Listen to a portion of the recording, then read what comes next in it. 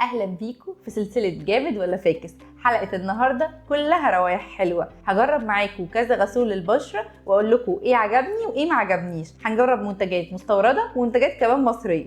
اول غسول معانا هو غسول جارنيه، حجمه 50 مللي وكان ب 29 جنيه، طبعا مصري. هو مكتوب عليه انه غني بفيتامين سي وبيديكي اشراقه وبيدي كمان تفتيح فوري، ولكني ما انصحش بيه. فجامد ولا فاكس؟ لا فاكس. طب ليه فاكس؟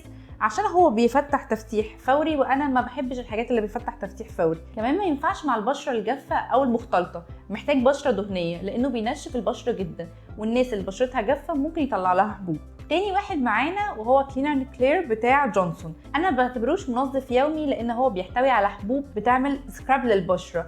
مش دايما بحب استخدمه كل يوم لان الناس اللي عندها رؤوس سودا هينضف لها مره واثنين وثلاثه، ولكن بعد كده هيسبب تهيج للبشره. فرشح ان احنا نستخدمه مره او مرتين في الاسبوع. فجامد ولا فاكس؟ لا هو جامد. سعره حوالي 95 جنيه وحجمه بيبقى 100 مللي. خلي بالكم بقى ان هو اويل فري، فما ينفعش برده مع البشره المختلطه او البشره الجافه، محتاج بشره دهنيه لان هو بيسبب جفاف للبشره. من اهم المنتجات المصريه اللي دخلت معانا الترند الفتره دي غسول ديرما فيفو من فاتيكا. ما كنتش اعرف ان فاتيكا عامله غسول غير من قريب، حبيت اجربه. جبت منه للبشره الحساسه، كان بالزعفران وبالكركم وكان سعره غريب جدا، 50 مللي ب 18 جنيه.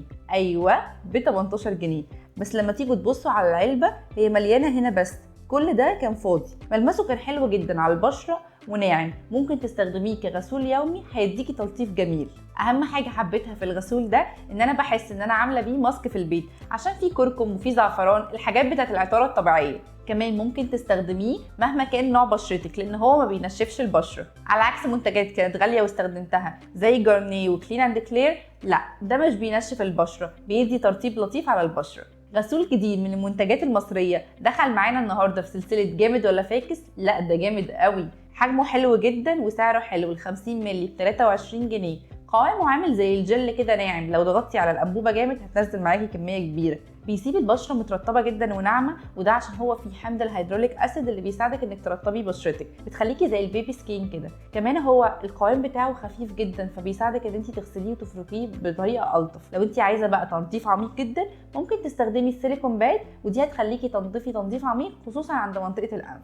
من الترندات اللي اشتهرت الفتره دي الغسول الرغوي الفومي بتاع شيجلام. كمان لقيت منه منتج مصري بتاع واي كي وكمان كان حلو جدا. تعالوا نشوف جامد ولا فاكس. غسول شيجلام بالنسبه لي كان حلو جدا، بيسيب البشره خفيفه وناعمه زي البيبي بالظبط. كمان الفرشه اللي معاه فرشه سيليكون بتخليكي تعرفي تنضفي بشرتك. بصي كده هو فومي قوي، بيديكي احساس فلافي قوي ان انت قادره تنضفي بشرتك بطريقه حلوه وسهله. بس بالنسبه لي حجمه كان صغير شويه بالنسبه لسعره، كان عامل حوالي 26 ريال، والريال دلوقتي ب 8 جنيه، فممكن يبقى سعره غالي بالنسبه لناس كتير.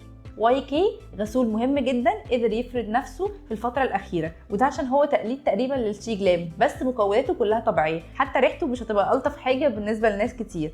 هو متكون من الوفيرا والكيوكمبر الخيار ملطف طبيعي وكمان بينظف البشره. بصوا حتى لونه من جوه نفس اللون الاخضر بتاع الخيار والالوفيرا.